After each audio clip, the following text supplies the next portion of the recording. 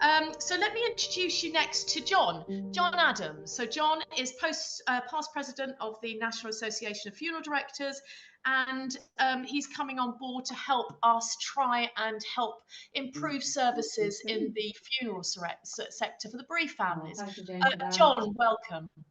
Hello to you all. Good afternoon, and thank you for having me. Sorry, John, I just had to mute everybody. Can you unmute yourself? Thank you. Oh, can you hear me okay? Yeah, absolutely. Yeah, that's good. Yeah, so thanks for having me, and just a huge well done for all the work taking place here. Some really positive stuff and things going on. So my name is John Adams. As Linda said, I am the immediate past president of the National Association of Funeral Directors, which oversees over 4,500 funeral homes in the UK. And I'm working, we're doing work with Parliament and a parliamentary petition to add content on death, dying and bereavement into the national curriculum. But this all stems from my belief in how we be proactive and not reactive when it comes to do funerals, and how we give people choice and give families who are suffering a loss control and empowerment. Obviously, some people don't want that, and that's fine. But it's about making them fully aware that they can have as much control as they need to help them move forward in the most positive way. So that sounds great. What does it actually mean? So when arranging a funeral, it's suggesting things and to allow families to have connection points, is what I call them. That can be seeing their loved one in the chapel of rest, which is quite traditional. But it can also be some people who don't want to see their loved ones in the chapel of rest. It could be just coming and having a cup of tea with the coffin closed. So it's creating connection points throughout. It can be on the day of the service itself, being here to secure the coffin. So they're quite intrusive, and it's things that aren't normal, but actually some people will gain so much reassurance, and it will help them move forward with their grief.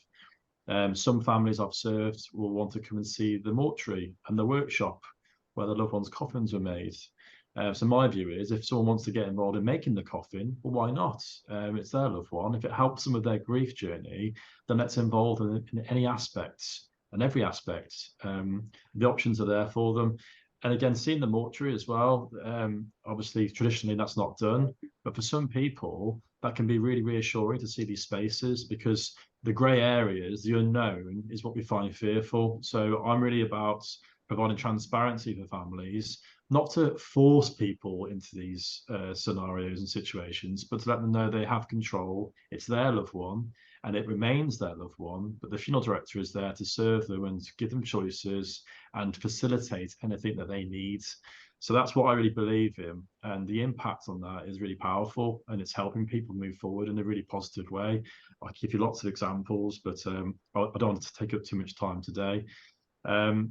With that as well, about empowering and information and transparency, we've also launched a podcast called Death, A Changing Industry, which again is receiving lots of positive feedback, because it's showing people other ways to grieve. It's some people, obviously this group, I'm preaching to the converted, you have found this, but many people, which you may have all been through, Linda mentioned that right at the start, it took some time to find the right place for her.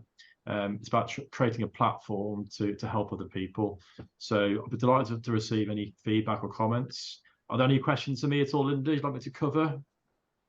Does anybody have any questions for John?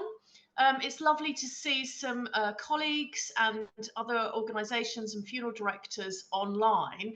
I think we are so passionate that we bring all aspects of bereavement support together, and that we share those initiatives and those thoughts and those ideas, and we try to improve the support and the experience of those bereaved families wherever we can possibly do that. So if anybody has any thoughts for John, or any thoughts for these webinars that we've got coming up, we'd love to hear from you. So please do either get in contact with John, who will be able to sort of collate all those thoughts, or us at the Good Grief Trust. Just email us, hello@thegooggrieftrust.org, and we will then be able to put those to the panel. Yes, John? Just to say, regarding the connection points I mentioned, I mentioned a few different examples of that.